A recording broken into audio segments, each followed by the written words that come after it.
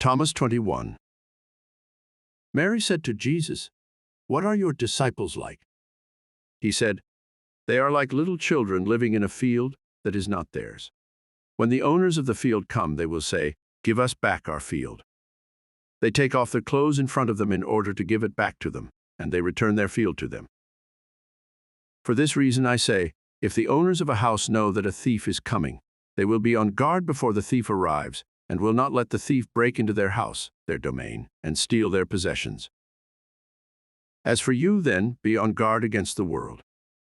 Prepare yourselves with great strength, so the robbers can't find a way to get to you, for the trouble you expect will come. Let there be among you a person who understands." When the crop ripened, he came quickly carrying a sickle and harvested it. Anyone here with 2 good ears had better listen. In Thomas 21, Yeshua shows us he was aware most of his disciples were incapable of comprehending his teachings, being fearful of their God and enamored of this world. The disciples believed the world would be restored to paradise when their God came to judge the living and the dead. Jesus saw them as having no ownership of their spiritual heritage. They waited for someone to tell them when they must give up their physical existence, take off their clothes in order to give it back, and they returned their field. They saw their physical body as their identity. This relates to the concept of Adam being created from dust, dust that belongs to a creator God. Thomas 21 redresses where we actually come from, the realm of the spirit. The obstacles and diversions we encounter in our daily lives, the suffering under oppressive individuals who have been consumed by the lion. Thomas 7. These are the distraction, the thieves who will invade our house, the soul. It is a fact that when our bodies are put under stress, injury, or illness, we become distracted from spiritual concerns. These things steer us away from knowing the nature of our true selves. We can no longer be passers-by, Thomas 42, or observers of the world. The powerful one, Thomas 98, has consumed us, like the lion consumes its prey. This is why we must guard ourselves against the thieves. We can do this by realizing we are above all these obstacles. They cannot harm what we truly are. Our clothes may be damaged or removed, but what is underneath remains whole. The idea that other powers are at play is another obstacle. Human mortality has forced people to measure the physical self, the reference point for knowing what they are, against the immensity of nature. Nature began to take on the face of God, particularly for those who wrote biblical texts, because nature appears to be so powerful in comparison to the vulnerable body. These illusions are also a barrier to a person's growth as a spiritual being, because they have allowed the robbers to enter their house and steal their possessions. The possessions are our understanding of what matters. We are made of the same light, which springs from the Father source and was seen in its fullness in Yeshua. Interestingly, both the Buddha, Prince Siddhartha Gautama, circa 486 BCE, and Jesus, in this gospel, wanted the individual to search within to truly live in peace. In both cases, their followers reverted to creating institutions, and the practices surrounding them became the focus.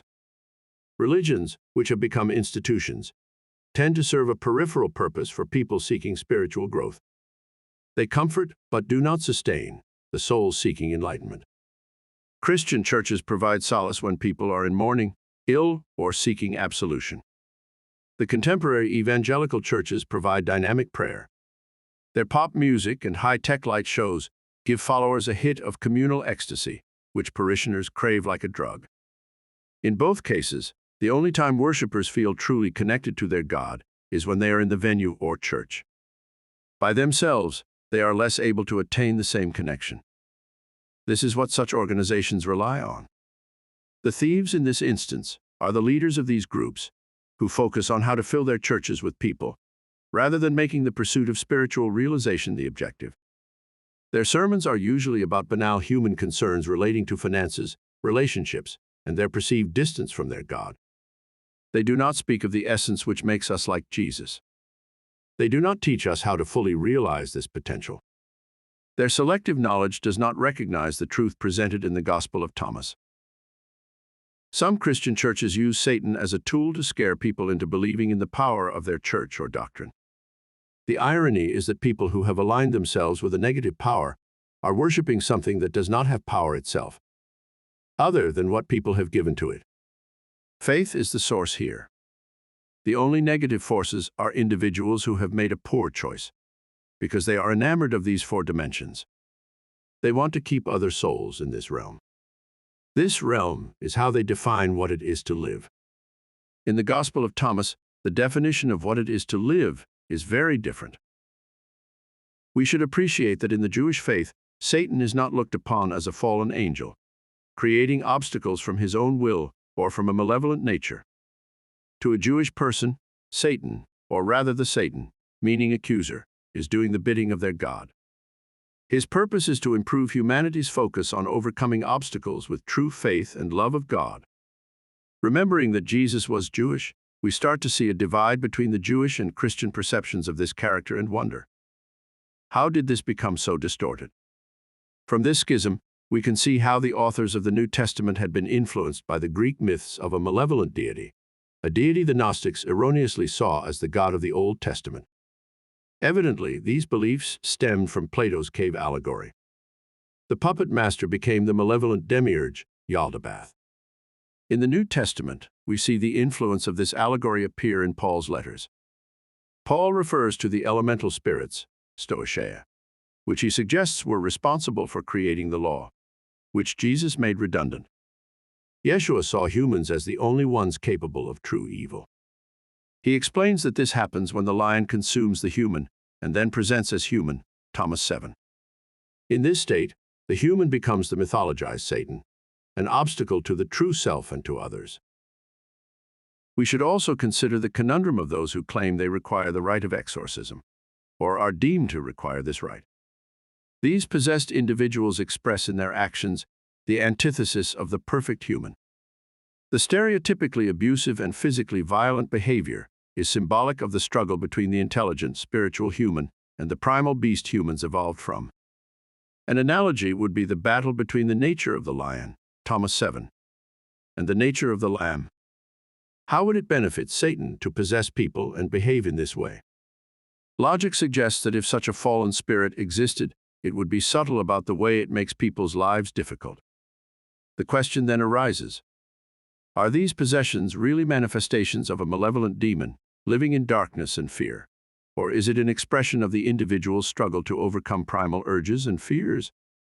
It is likely to be a combination of these two. The Gospel of Thomas points to this ongoing struggle to find and become the perfect human, like Jesus. Satan was initially represented as a member of an angelic group, but then in successive narratives became an accuser who suggests, and later creates, obstacles for humans and for Jesus. As mentioned previously, the Jewish community continues to see this angel in a more positive, functional position. The Jewish text refers to the Satan, which means prosecutor, who is working on behalf of Yahweh, YHWH. Nowhere in the Old Testament Torah is the Satan a source of evil, or referred to by the proper noun, Satan. This characteristic is erroneously linked to the serpent in the Garden of Eden, through the New Testament. The snake serpent was the shrewdest creature in all creation. It was the antagonist in the Garden of Eden narrative, tempting Adam and Eve to eat from the tree of knowledge. This narrative reflects the way humans wrongly perceive their predicament in this existence as punishment for sinning.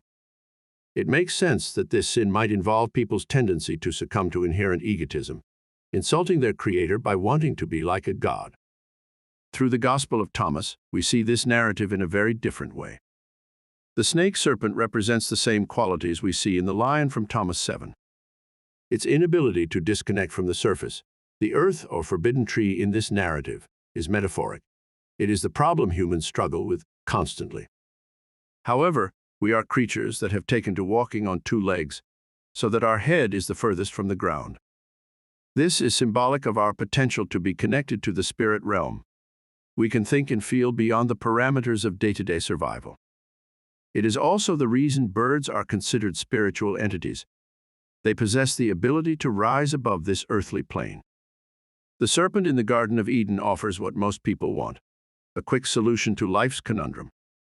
If they were like God, they would want for nothing and know everything. Jesus tells us, The journey through this realm will have its difficulties, but these can be used to enrich our understanding and appreciation of the Spirit. Through this process, humans learn they are the wealth. The shell people inhabit keeps their heart and mind on the ground. This is the cause of the poverty. In the Christian version of the Jewish text, Old Testament, we see the proper noun of Satan replace the Satan. In changing the word for this character's purpose, being the accuser, to a name, the name becomes imbued with negativity. This angel no longer works for Yahweh. He works for himself. Satan becomes an adversary of God and humans, working from his own volition. In the narrative of Job 1:6, we see Satan referred to as one who serves God. One day when the sons of God came to attend to Yahweh, among them came Satan. Satan suggested to God that Job would not remain loyal if everything he had was taken away. The implication was that Job only loved God because he had material wealth and good health. His love of God would cease if he lost these things. God agreed to test Job and put everything Job had in Satan's control. This was the beginning of Satan's career as the source of evil, the adversary of man and God too. Here we must recognize our definition of what is good is tainted by the natural world, which is not in itself evil. It is an obstacle because of its chaotic and unpredictable nature. As such, defining natural disasters as works of evil is incorrect. Only humans and entities inhabiting other realms are capable of evil. Sometimes humans are Satan, working only for the self, Thomas 7. God does not place one person or group above another. The situation one exists in is reliant on chance. What one does with this situation is completely up to the individual. It can be a place of great wealth. Eventually, this ethereal being called Satan becomes an antagonist who seeks to make people's lives miserable out of jealousy and spite.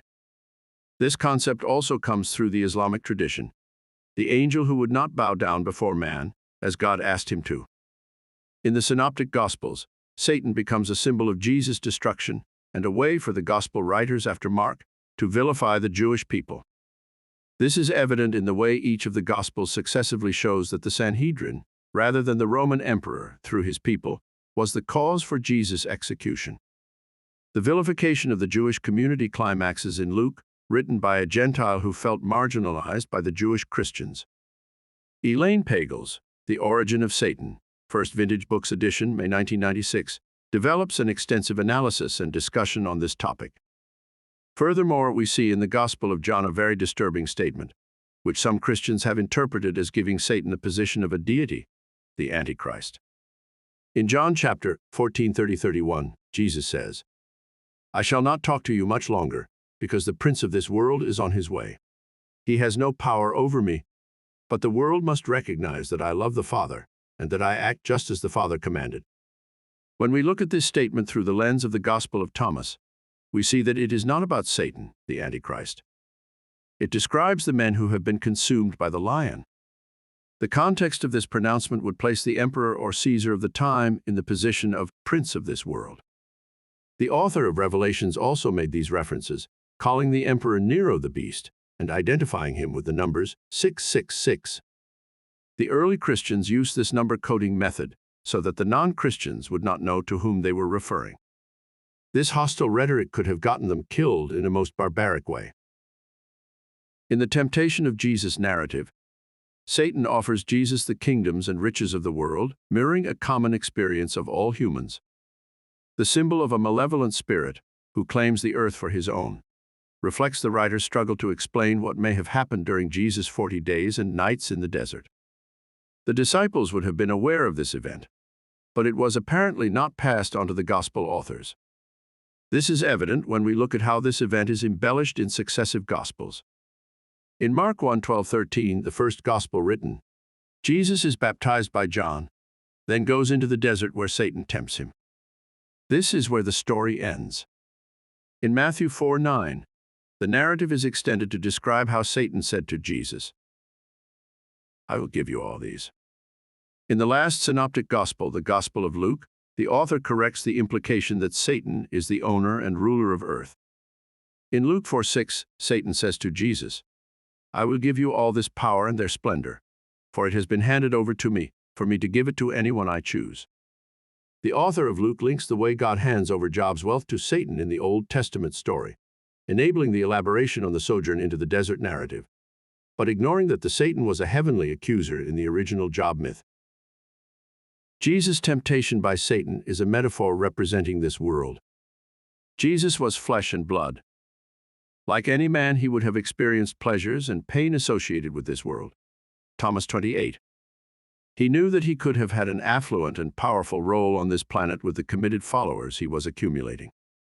Withdrawal from the world is common practice by ascetics in significant cultures.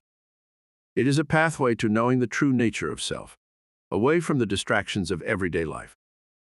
However, as we shall see, it is not a necessary process for all to experience. Thomas 27. The root cause of Satan is the world and its deceptive beauty, power, and pleasures. It is also primal man, who is still within humanity. The fears primal man experienced is the trouble humans may expect. They arrive in our everyday interactions with the physical world and each other. The writers of the Synoptic Gospels only had the Satan of Job as a reference point. They would not have understood such a metaphor. This reinforces the notion that they were influenced by Greek myths. Through 77th Pearl, the Perpetual Tree, the Gospel of Thomas opens our eyes to these truths. In Mark 8:31, Jesus openly states, "The Son of Man was destined to suffer grievously, and to be put to death, and after 3 days to rise again." Peter argues with Jesus, who rebukes him. "Get behind me, Satan. You are thinking not as God thinks, but as human beings do." Jesus is telling us that the nature of Satan is to think as one who is infatuated by this world. This person's decisions are driven by its allure. This also confirms that people had become the adversary of the Spirit of Yeshua. Instead of an accuser, the Satan, making an individual assess their love of God, people had inadvertently become the persona, Satan. The direction people take is intrinsically connected to the way they perceive this life. They alone can make these choices. Humans need to be on guard against the robbers, which manifest in various forms and have the same goal: to get in our way, to block our path. When you are on your Sabbath, look past this world and its distractions to the perpetual tree, which is beyond the horizon. When you are not in a place of rest, Sabbath, use the soil you are in to grow and flourish.